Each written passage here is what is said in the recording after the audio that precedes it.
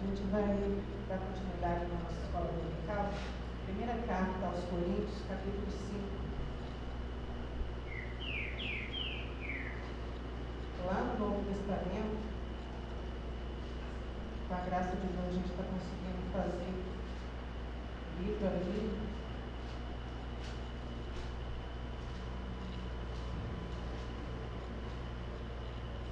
Em Coríntios, capítulo 5.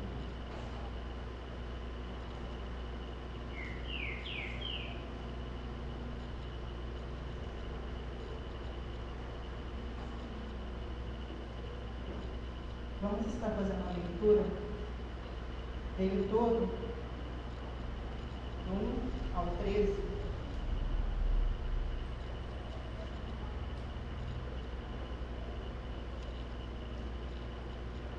Geralmente se ouve que há entre vós fornicação, e fornicação tal que nem ainda entre os gentios, como é haver quem abuse da mulher de seu pai. E contudo, andais vós ensoberbecido, e não chegastes a aumentar, para que fosse tirado do vosso meio quem tamanho ultraje praticou. Está ligado nele, ou menor voz, entristecendo por não ter sido dentro vós tirado quem cometeu tal ação.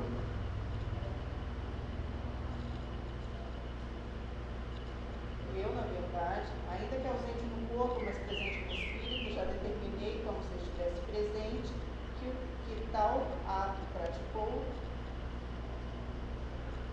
Em nome do Senhor Jesus, reunidos vós e o meu espírito, com o poder de Jesus, nosso Senhor.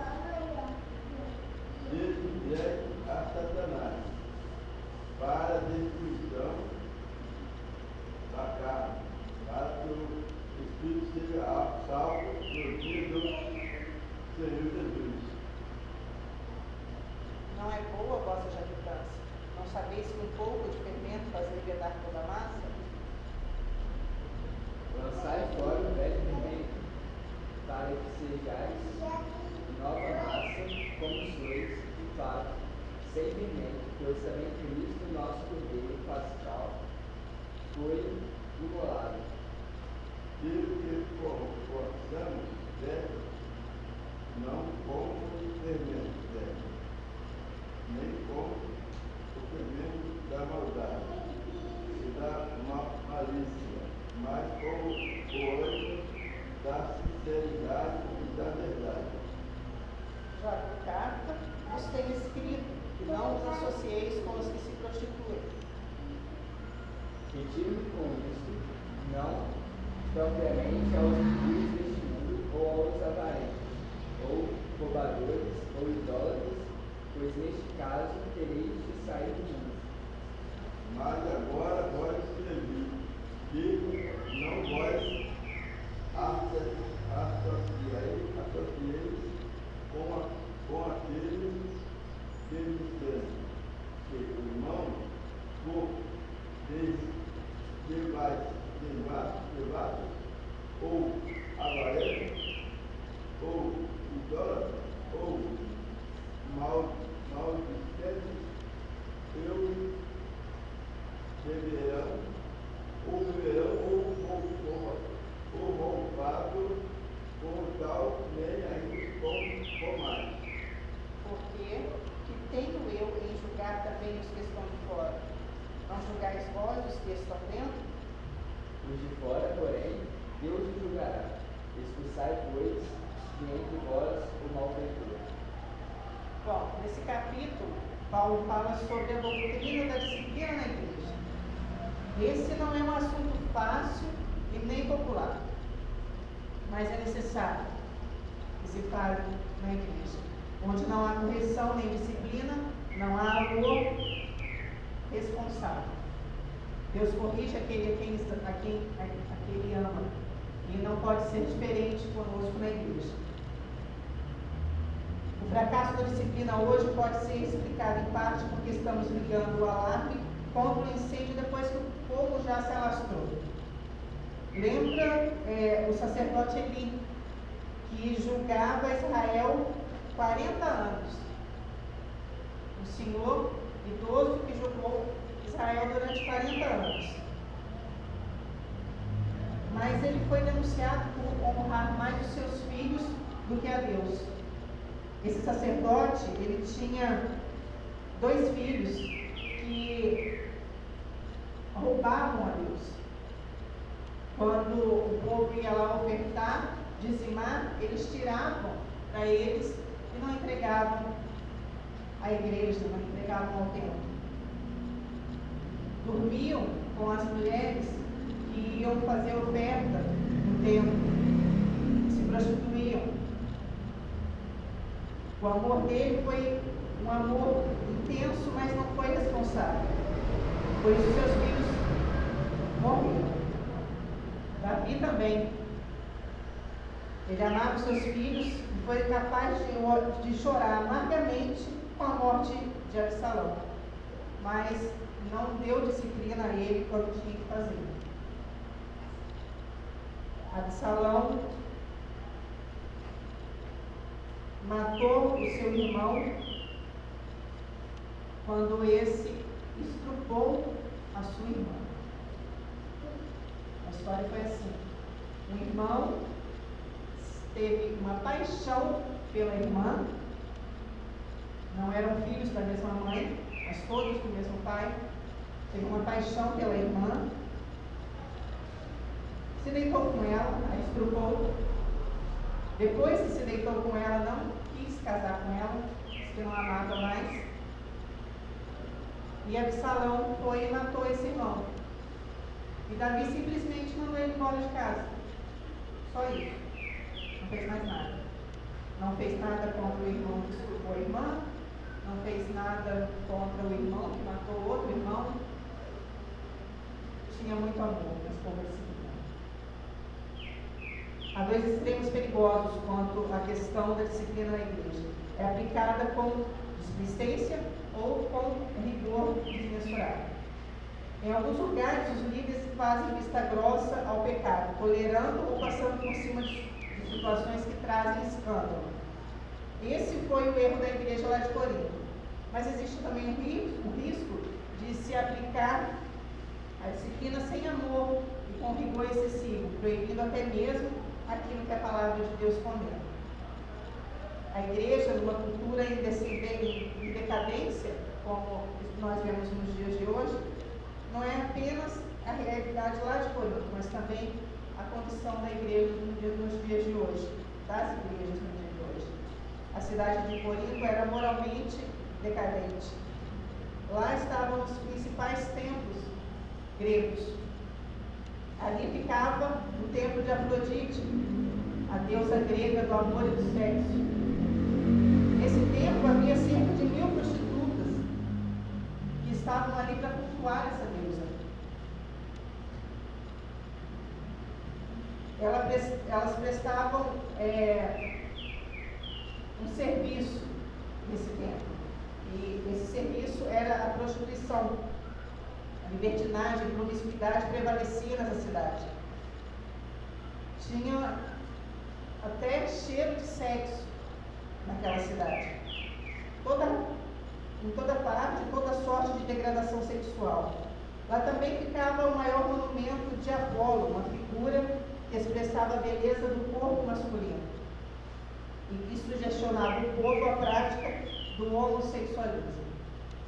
Paulo testemunha que muitos membros da igreja haviam sido arrancados das garras do homossexualismo pelo poder do evangelho. Corinto também era uma cidade marcada pelo adultério e até mesmo pela chantagem sexual dentro do casamento. A sensualidade degradada era, de certa forma, o pano de fundo desse grave escândalo dentro dessa igreja. A partir desse capítulo 5, a gente vê que o pecado invadiu aquela igreja. E Deus chamou a igreja para influenciar o mundo, sendo sal e luz. O grande problema é que quando aquela igreja foi seduzida e influenciada pelos valores do mundo, perdeu os valores e a sua influência. Era isso que estava acontecendo. Paulo denunciou o pecado do incesto. Um homem estava tendo relações sexuais com a sua madrasta. E a igreja, em vez de discipliná-lo, se orgulhava dessa loucura. Mas por que Paulo denuncia o homem e não a mulher? O fato é que essa mulher não fazia parte da família cristã. Ainda era do mundo. A disciplina eclesiástica da igreja, dos líderes, não é para os de fora, mas para os de dentro. Os de fora, Deus julga. Os de dentro, somos nós que temos que disciplinar. O crente, quando peca e não confessa o seu pecado e não se arrepende, faz mal à saúde da igreja.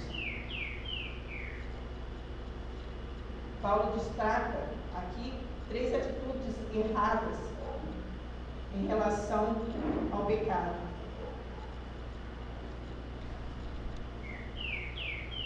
A gente vê dos versículos 1 ao 6, que fazer concessão ao pecado e não aplicar a disciplina.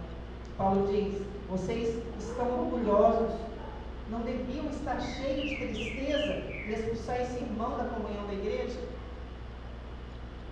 Paulo mostra à igreja que a concessão do pecado é uma atitude errada.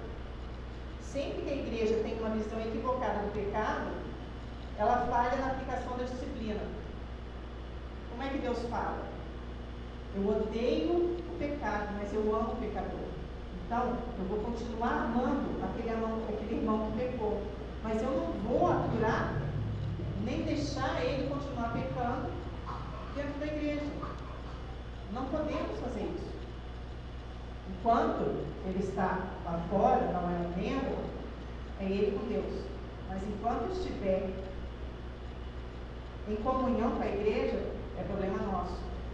É problema da liderança. Senão Deus cobra de toda a igreja. Não lamentar nem chorar pelo pecado. Paulo está dizendo que esse pecado deveria causar uma dor tão grande, tão forte naquela igreja. Mas ela não estava dando nada. Não estava sentindo nada por ela mesma. Ficavam orgulhosos do pecado. A igreja não apenas tolerava, mas se orgulhava dele. É uma coisa estranha para essa igreja. Não estava neutra nem indiferente à relação ao pecado, mas orgulhosa por causa dele.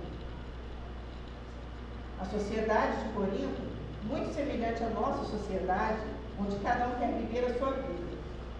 Cada um é dono das suas decisões. Na igreja, quando você chama a atenção de um membro por um motivo relevante, ele diz: eu não quero que ninguém me incomode. É assim, ou então eu vou para outra igreja. É isso que a gente ouve muitas vezes. Ou me aceita do jeito que eu sou, eu vou para outra igreja. E o pior é que na outra igreja, esse irmão, sem nenhum sinal de arrependimento, é recebido com festa. O perigo do pecado na igreja é que ele causa contaminação interna e externa. Não sabeis que um pouco de fermento leveda a massa toda? Versículo 6. Paulo usa essa figura do fermento que tem a capacidade de penetrar em toda a massa e fazê-la crescer. Todos aqui devem conhecer o fermento. Você coloca 5 gramas de fermento num quilo de trigo e ele vai virar 2. De tão poderoso que é. Assim é o pecado.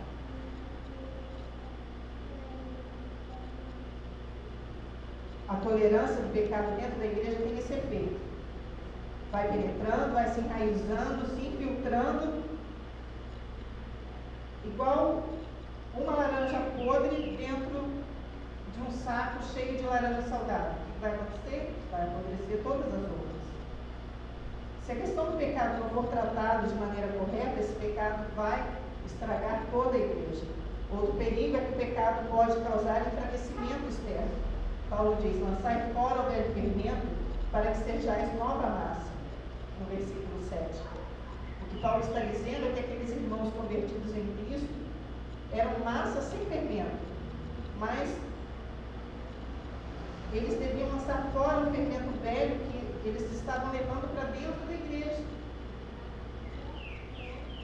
Porque quando a igreja tolera o pecado, ela perde santidade e o testemunho que a gente tem para os povos de fora.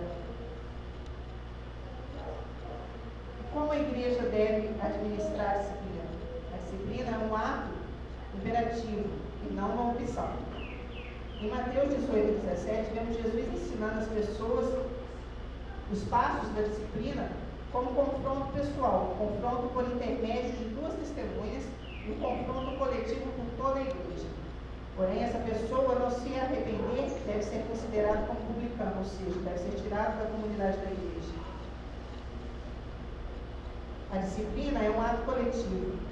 Ela não pode ser apenas um ato da liderança, mas de toda a comunidade. Se os membros da igreja não se juntarem nessa disciplina, ela gera mais doença do que cura. Se todos não concordarem com alguém que for disciplinado, vai haver uma divisão na igreja. A disciplina é um ato restrito e preventivo. A igreja estava dividida quando precisava estar unida. No entanto, agora a igreja está unida em concordância com esse pecado. Paulo fala que há um momento em que essa igreja precisa exercer um ato preventivo de disciplina. Ou seja, se tornar parceiro de pessoas que estão vivendo dentro da igreja uma vida desregrada, em desacordo com a Bíblia. A separação que Paulo fala, nos versículos 9 e 10, não significa ser antissocial. Podemos ter amigos fora da igreja. O que precisamos é influenciar eles com os valores que nós temos. Os valores do reino de Deus. E não nos deixar influenciar por eles. O que ele está dizendo é que devemos tomar cuidado com os de dentro da igreja que querem continuar vivendo uma vida hipócrita. A igreja precisa se posicionar contra o pecado. E se não houver arrependimento, precisa agir disciplinadamente. Tirar o fermento não é apenas tirar o pecador, e sim o pecado. Lembra quando Pedro queria afastar Jesus da cruz e Jesus disse: arreda-te de mim, Satanás? Ali é que Jesus mandou arredar Satanás, não Pedro. Pedro era discípulo e nele Jesus continuaria investindo. O grande problema é se não houver discernimento, a igreja pode mandar um membro faltoso ir embora e Satanás continua dentro da igreja. Ele vai embora, mas o pecado fica. Pois à medida que o pecado é arrancado, o pecador pode ser restaurado. A disciplina protege o testemunho da igreja aos olhos da sociedade. Quando você disciplina, você não apenas corrige e objetiva a restauração do faltoso, mas também previne a igreja. E isso gera temor e obediência entre seus membros. Nós temos um caso aqui de disciplina, que a pessoa foi disciplinada, teve que ser disciplinada, não foi só pelo pastor, só pelo evangelista, só pelo missionário, só pelo presbítero. Teve que ser disciplinada por todos. Mas não quis ser disciplinada, não quis ficar sentadinha, ouvindo, aprendendo, sendo corrigida. Preferiu, como disse no começo, ir para outro lugar. Foi recebida com alegria. Jamais queríamos tirar essa pessoa da igreja, mas apenas corrigir o erro que ela estava cometendo. Erros, as pessoas cometem, nós somos humanos, podemos cometer erros. Desde o pastor ao recém-convertido, cometem erros. Todos somos pecadores, todos temos arrependimentos, todos podemos ser advertidos e disciplinados. Não podemos ser controlados pelo pecado e ter orgulho de sermos pecadores. A disciplina é um ato de juízo. O verbo entregar, usado por Paulo, tem um sentido jurídico. A disciplina é um ato sério, que deve ser aplicado com cautela. Deve ser feita no poder de Jesus e não na carne.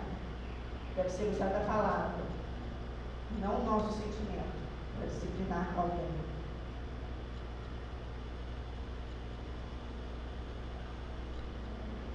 Fazendo isso, se entrega o faltoso a Satanás para a destruição da carne. Os melhores intérpretes entendem que isso significa exclusão da comunhão da igreja. Entregar a Satanás significa tirar a pessoa da comunhão da igreja. Ou seja, a pessoa pode assistir ao culto, pode orar em conjunto, pode receber a bênção, mas não vai tomar Santa Ceia, não vai vir à frente, não vai participar da comunhão total que nós temos.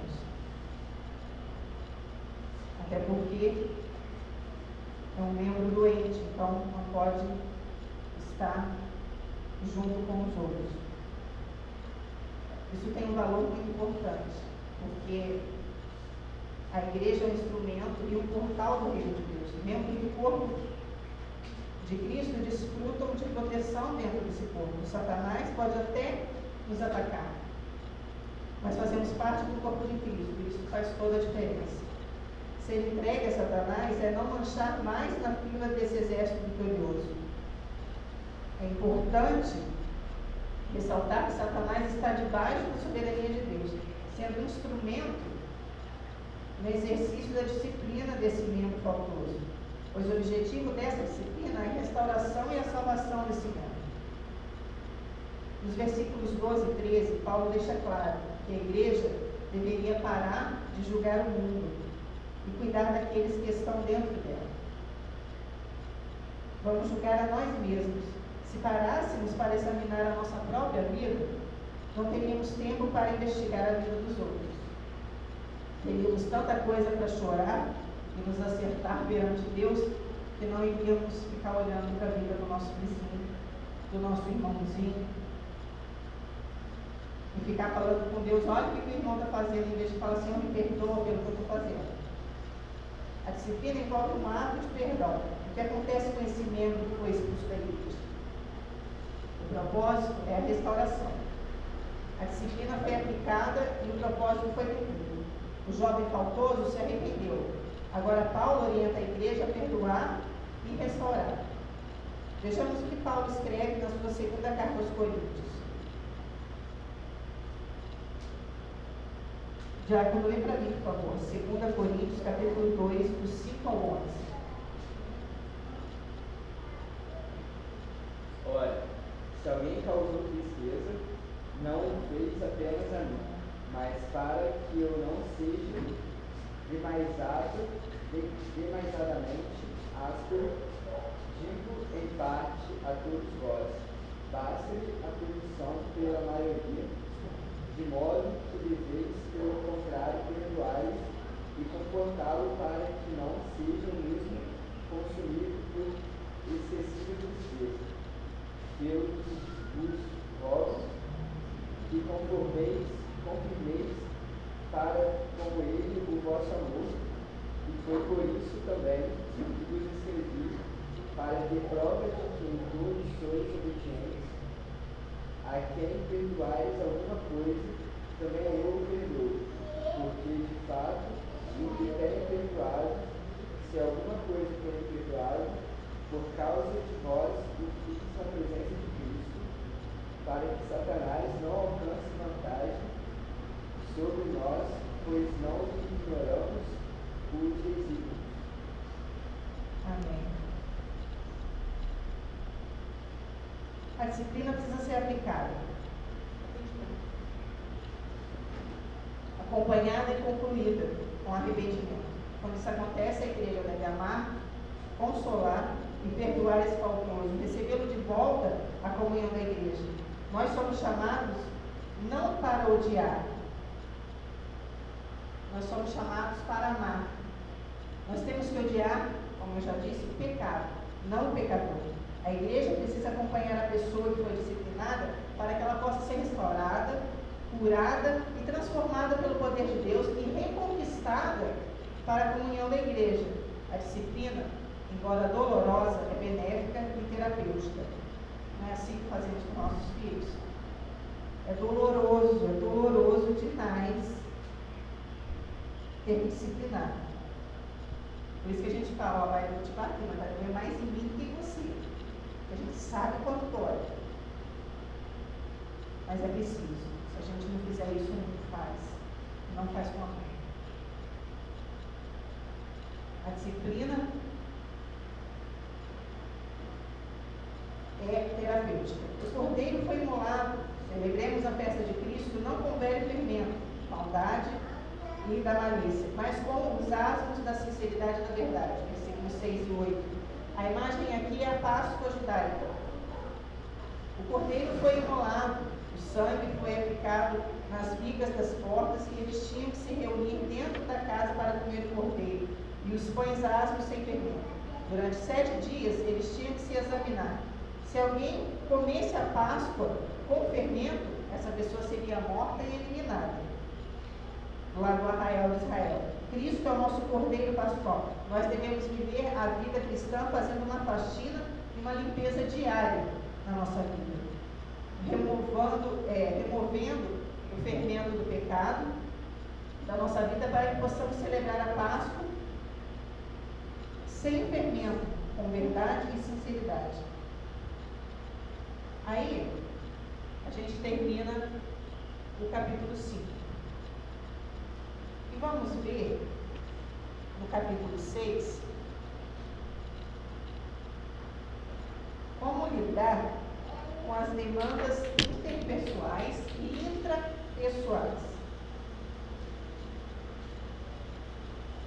Hoje, a gente vai ficar dos versículos 1 ao 11.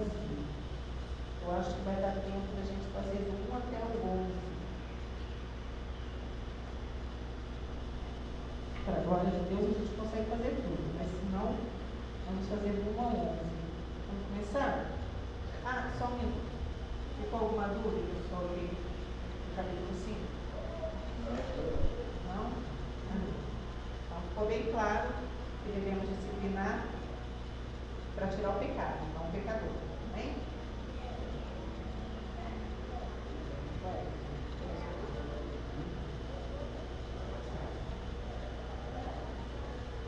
Ousa algum de vós, tendo algum negócio contra o outro, ir a juízo perante os injustos e não perante os santos? Não sabeis vós que os santos hão de julgar o mundo. Ora, se o mundo deve ser julgado por vós, sois conduzidos indignos de julgar as coisas indignas. Não sabeis que havemos de julgar os próprios anos, quanto mais as coisas desta vida. Então, se tiverdes negócio em juízo pertencentes a esta vida, pondes na cadeira aos que são de menos estima na igreja? Para vós envergonhar o digo, não há vós, pois entre vós, sabe? Nem mesmo um que possa julgar entre seus irmãos, mas o irmão vai a juízo com o irmão feliz perante os fiéis. Na verdade, é já realmente uma falta entre vós, terdes demandas uns contra os outros. Por que não sofreis antes a injustiça? Por que não sofreis antes o dano? Mas vós mesmos fazeis a injustiça e fazeis o dano, e isto aos próprios irmãos. Não sabeis que os justos não hão de herdar o reino de Deus. Não erreis nem os devados, nem os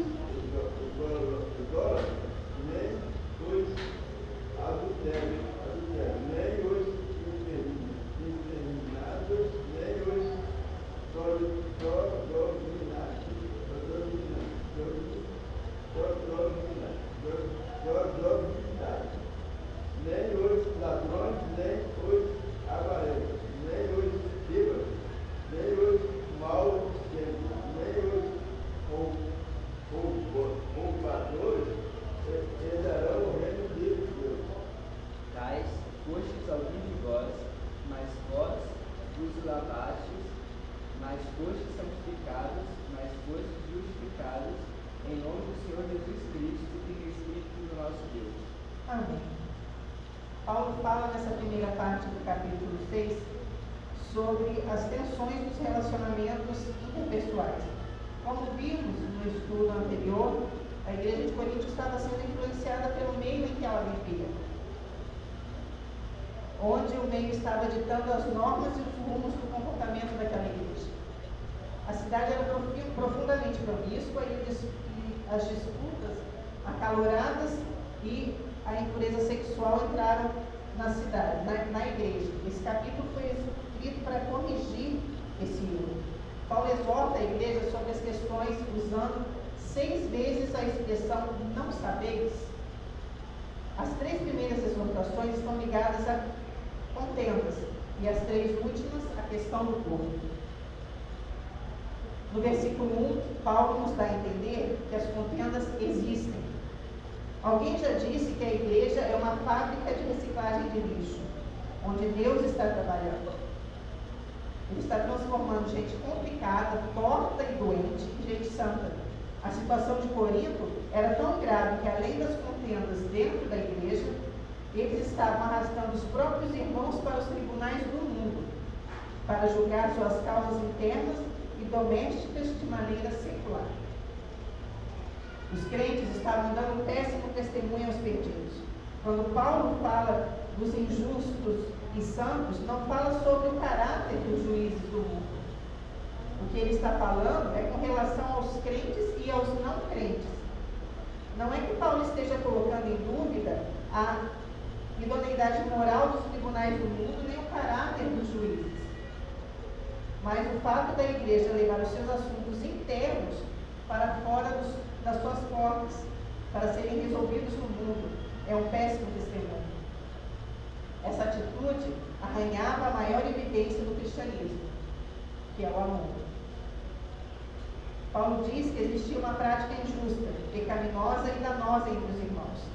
Não prevalecia a verdade, a caridade, o amor, nem o perdão.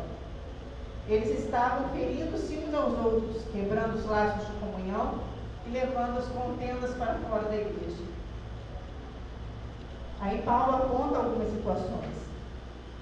Primeiro, evitar danos e contendas dentro da igreja e, caso surja, não levar para os tribunais fora da igreja. Já lê para mim de novo, do 1 ao 4, capítulo 6, do 1 ao 4. Aventure-se algum de vós, tendo questão contra outro, e submeteu-lo a juízo perante os injustos e não perante aos santos? Ou não sabeis que os santos são de julgar no mundo? Ora, se o mundo deverá ser julgado por vós, sois acaso impedidos de julgar as coisas mínimas? Não sabeis que havemos de julgar os próprios anjos, quanto mais as coisas desta vida? Entretanto, vós, quando tendes de julgar negócios terrenos, constitui-os em tribunal daqueles que não têm nenhuma aceitação na igreja. Ele diz que não se pode ter espaço para essa imaturidade dentro da igreja, a ponto de viver brigando uns contra os outros. Ficar batendo cabeça, abrindo ferida, machucando uns aos outros. A postura de uma vida cristã madura é evitar contenda a qualquer custo. Segundo, buscar solução do problema por meio do sábio aconselhamento. Irmãos, a Pereira, lê para mim os 5 e os 6, por favor. Capítulo 6. Isso. Para vós envergonhar, eu digo, não há pois entre vós sábio, nem mesmo que possa julgar entre os seus irmãos. Mas o irmão vai a juízo, ou o irmão juiz perante fiel. Amém. Buscar solução do problema por meio do sábio aconselhamento. Você não consegue se dar bem com seu irmão, está com algum problema com seu irmão, procura alguém sábio. Se são jovens, procura uma pessoa de mais idade, de mais experiência. Se é um casal, procura um outro casal que você, pelo menos aparentemente, vê que vive bem. Por que você vai procurar ajuda?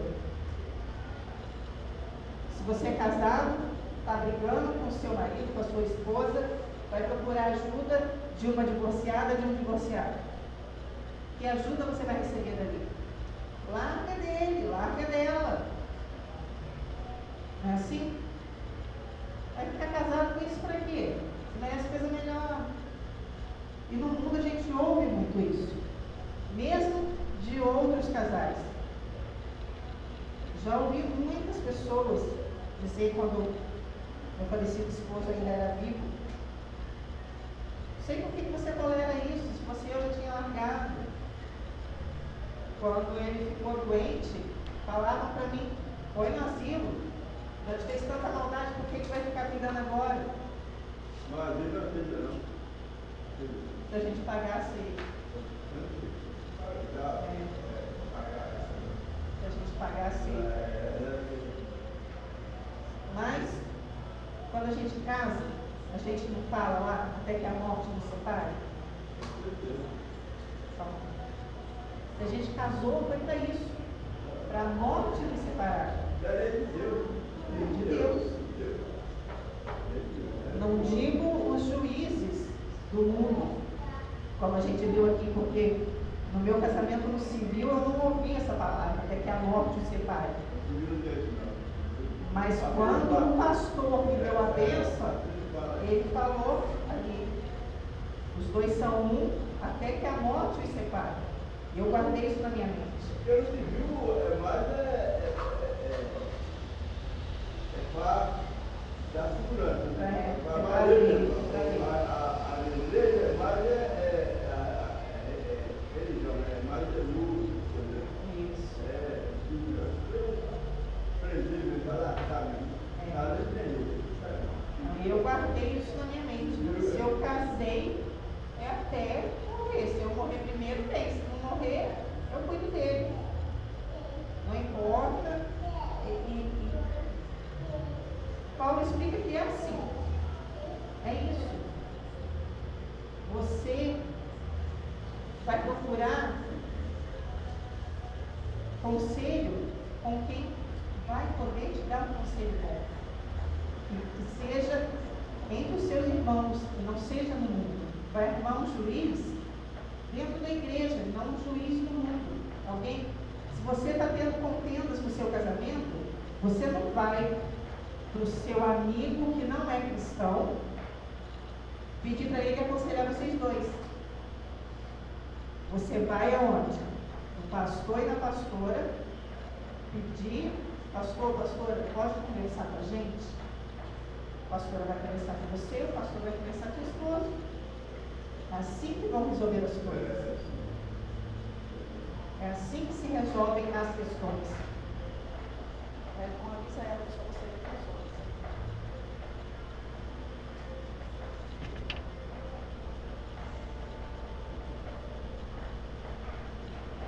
Irmã Leda, pode ler para mim o versículo 7 para vocês?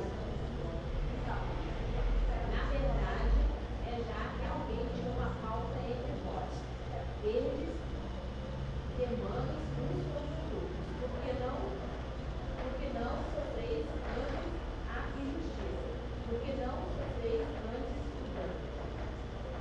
Isso.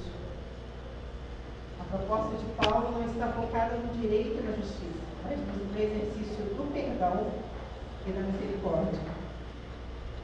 Paulo diz que sofrer o dano é melhor do que ganhar uma causa e envergonhar o nome do Evangelho. Não sendo soberbo, mas foi isso que aconteceu comigo como falecido esposo. Apanhei durante 20 anos, mas durante 20 anos fui sustentada por ele. Casei com ele na igreja porque eu quis. Não fui obrigada a casar com ele na igreja, casei porque eu quis. Recebi a bênção de Deus ali, naquele matrimônio. Até que a morte os separe, na saúde e na doença. Se eu não exercesse esse Então, nessa hora, que cristã eu seria? Que galardão a gente recebe se não der o perdão? Que amor é esse? De homem e de mulher acabou? Acabou. É óbvio. Você apanhando durante 20 anos, você não vai amar quem te bate durante 20 anos. Mas o amor cristão continua. O cara não era, né? Já casou, mas não esperava acontecer. Não, não Esperava espera. que acontecesse, né? Então, casou com o amor, né? Exatamente. Ele acha que dele foi o ciúme. Ele foi o ciúme. É falta de Jesus. Quando acontecem essas coisas, dá lugar ao diabo. Ele é católico, a senhora já fazia os dois no. Os dois eram. Mas a senhora não era. Não era frequentava a igreja. Sim. Não era. Ele foi criado na questão do Brasil. Eu que não, eu fiquei evangélica depois. Não fui criada na igreja, fui criada no O casal vai para a igreja, vai junto. Não, a gente ia para a igreja junto, mas a igreja desviou e aconteceu. E o perdão faz isso, faz com que o mal seja derrotado. Tem estudiosos que enfatizam que o ponto que Paulo fala muito aqui é que ir a juízo com o irmão já é incorrer em derrota. Seja qual for o resultado do processo legal, obter a vitória no veredito pouco significa. O alerta de Paulo para nós é esse: cuidado com os seus direitos. Você conhece aquele tipo de gente que diz: é melhor passar por cima do meu cadáver do que por cima dos meus direitos. Paulo diz para não brigarmos pelos nossos direitos. Jesus recomendou sofrer o dano. A nossa atitude é dar a outra face, andar a segunda milha e dar a capa. Deus espera de nós essa reação.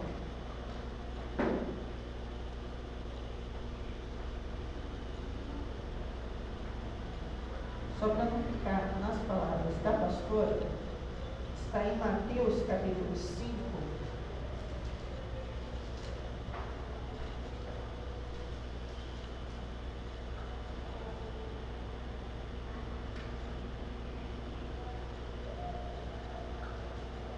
Mateus 5, do 38 ao 42. Ouvistes que foi dito: olho por olho e dente por dente. São palavras de Jesus. Jesus que está falando.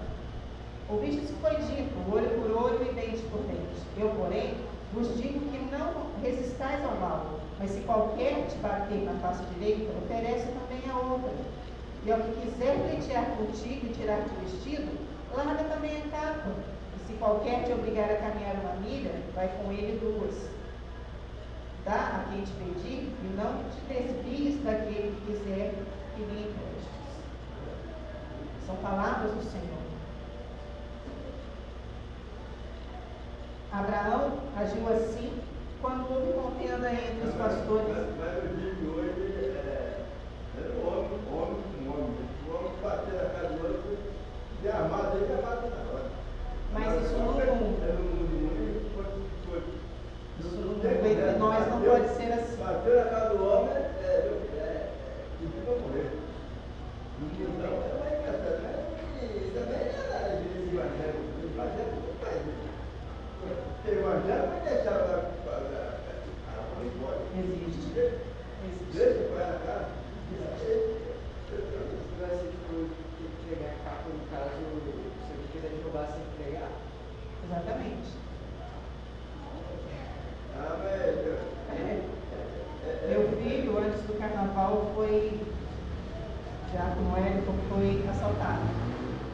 Estuda lá no Getúlio, estava descendo da escola, pegou o celular para analisar, estava saindo da escola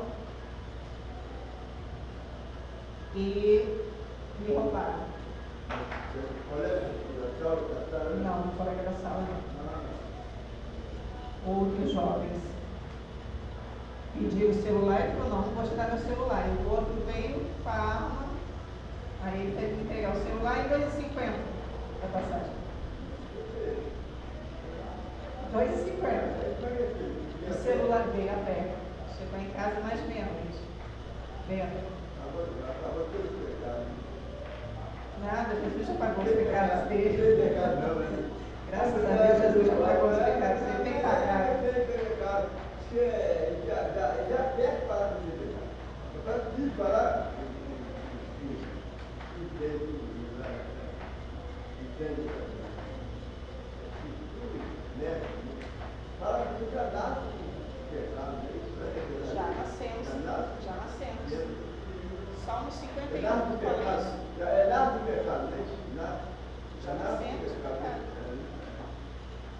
Eu acho que é o Salmo 51, onde Davi fala, em pecado me concedeu minha mãe. Nada do pecado. É porque a gente é descendência de Adão, né, irmão? Não, isso aí aí é diferente, mas eu acho que é por aí. Não, a gente já nasce com pecado porque o pecado vem de Adão pra gente. A moça não quer a camiseta? E ó, Fazendo 5, né? já dá, a mãe já não gosta, né? Pois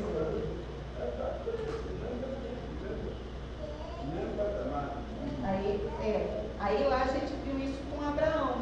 Abraão, não sei se o senhor lembra, quando a gente estudou aqui, não lembro se o senhor estava aqui com a gente estudava na quinta, né? O livro de Gênesis. Até Levítico foi na quinta. Então o senhor vai lembrar. Lá, Abraão e Ló estavam juntos. Lembra que Abraão e Ló estavam juntos? Aí os pastores dos bois começaram a brigar. Que as suas ovelhas estão invadindo os pastos das minhas ovelhas. Aí Abraão, para não brigar, para acabar com aquela contenda ali, ele falou para o sobrinho dele assim: olha só, meu sobrinho, está aqui o mundo todo. Escolhe para que lado você quer ir, para a gente não ficar brigando mais, porque isso vai ficar feio. A gente não precisa brigar, tem muita terra. Se você escolher ir para a direita, eu vou para a esquerda. Se você escolher a esquerda, eu vou para a direita. Somos muitos, não dá para ficar junto mais. E o sobrinho dele, em vez de usar o bom senso e falar assim, não, meu tio é mais velho que eu, ele merece ter primazia na escolha, não.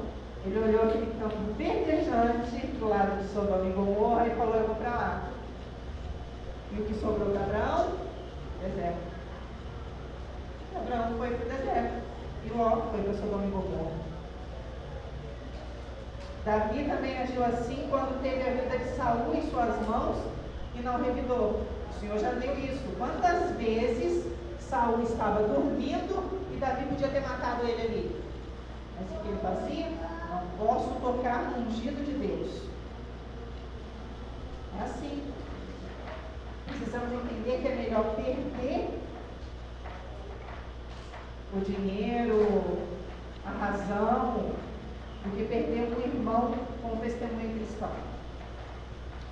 As contendas e os danos dentro da igreja devem levá-la a uma autoavaliação. Diácono, lê para mim do 9 ao 11 do versículo 6, por favor. Ou não sabeis que os injustos não herdarão o reino de Deus? Não vos enganeis, nem impuros, nem idólatras, nem adúlteros, nem efeminados, nem sodomistas, nem ladrões, nem avarentos, nem bêbados, nem maldizentes, nem roubadores herdarão o reino de Deus. Tais fostes alguns de vós, mas vós os lavastes, mas fostes santificados, mas fostes justificados, e em nome do Senhor Jesus Cristo e do Espírito do nosso Deus. Amém. A igreja precisa ser declara as convicções quanto ao futuro. Paulo diz que os injustos, imorais, idólatras, adúlteros, homossexuais, que é esses efeminados, os ladrões, os avarentos, os alcoólatras, os caluniadores, os trapaceiros, não herdarão o reino de Deus. O pecado do homossexualismo havia se expandido na vida grega e mais tarde em Roma. Mesmo um homem notável como Sócrates, um filósofo, era praticante do homossexualismo. 14 dos 15 imperadores romanos praticavam o homossexualismo. Quando Paulo escreve essa carta, Nero era o imperador. E Nero, pasmo, tomou um jovem e casou com ele numa grande cerimônia, como se ele fosse a sua esposa, e vivia com ele como se fosse uma esposa. Mas engraçado que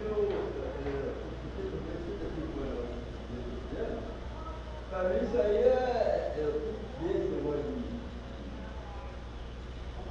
de uma palavra, viado, do nome popular, né? Eu estava com isso aí, eu estava com 20 e poucos anos, Isso existe desde para mim, que Hoje em existiu. dia está mais claro. até o caminho é isso aí. O outro é o casal. Casal é que Deus. Exatamente. Mas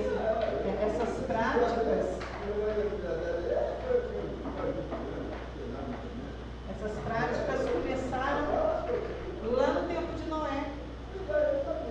Começaram lá no tempo de Noé, essas práticas. Imagina, o imperador casar com um homem, fazer um festão. Está amarrado de coisa. Detalhe, imperador que é que fizeram. Sai fora.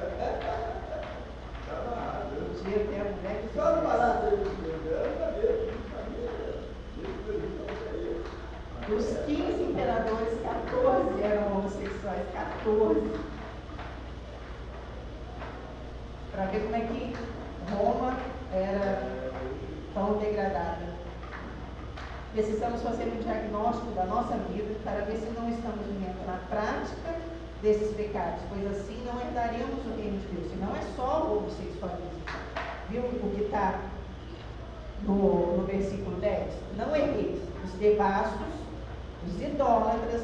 Idólatras não é só quem adora imagem. Você não está colocando Deus acima de tudo e qualquer coisa, você está idolatrando outra coisa. Então, aí já é o pecado da idolatria. Adúlteros não quer dizer você sendo casado trair a sua esposa ou o seu esposo, não é só isso, você trai a Deus também.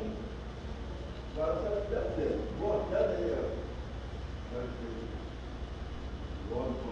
afinal, esses homens, esses filhos, não é esse deve ser mãe e pai, vai dar um neto para a mãe.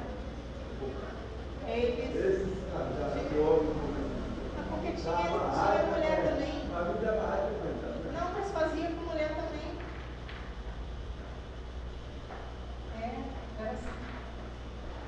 Tinha a imperatriz. Era direto, então. Isso. Cortado de Espada. todo. É assim. Só o sangue do modelo. Mas a família é porque o pai e a mãe estão mulher. Sempre. O outro é dele. É filho. É dele, cara. Os meus filhos, né? Os meus netos, meus netos. Amém. E aí fala também, tem os efeminados, como eu estava falando, que também não só o homossexualismo não é só homem com homem, mas também mulher com mulher. Os sodomitas, o que quer dizer sodomitas? São práticas sexuais que não condizem. Homem deitando com animal, mulher deitando com animal,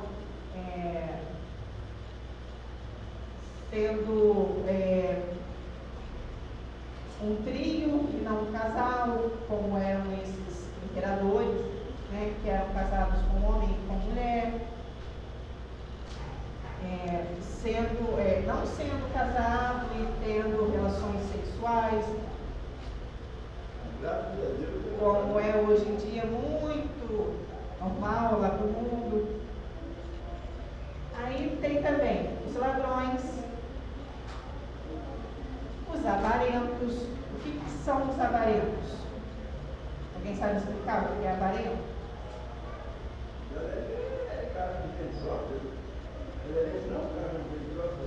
Sorte?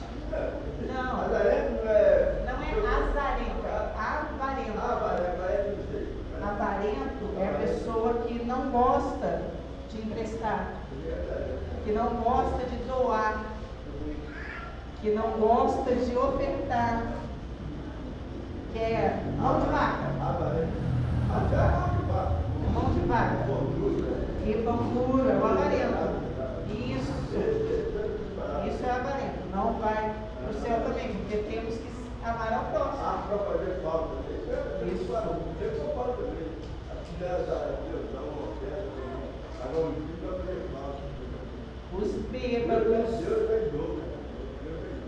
Os bêbados, né, que nós vimos aqui, que são os alcoólatras, os maldizentes, que são os maldizentes?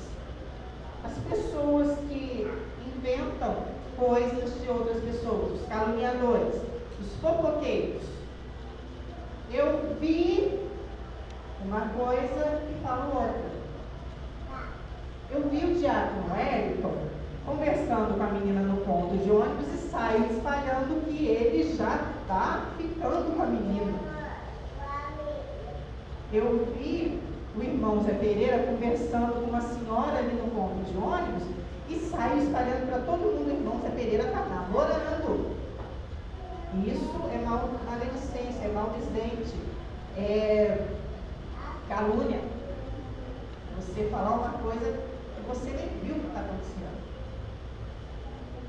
Se acontecer de você ver alguma coisa, como nós já vimos em Romanos, né, irmão Zé Pereira? Você viu? Fala com o seu irmão. Eu vi a irmã Leda. A irmã Leda está aqui com a gente, congregando, bonitinho, tudo certinho, está batizada, tudo certo. Aí eu vi a irmã Leda saindo do forró. Aí, domingo que vem a gente vai ver algumas coisas assim. Eu vi a irmã Leda saindo do forró. Aí eu vou sair falando para todo mundo na igreja: caraca, eu vi a irmã Leda saindo do forró. É certo isso? Mas não pode. Eu vou chegar na irmã Leda e falar assim: irmã Leda, eu vi você saindo do forró. Você estava lá fazendo o quê? Estava dançando? Estava bebendo? Não, fui lá porque alguém me chamou. Ou não, irmã, fui lá dançar sim. Por que? Algum problema? Não, não tem problema sim, você está dando mau testemunho. É eu, ela e Deus. Não preciso sair contando para os outros.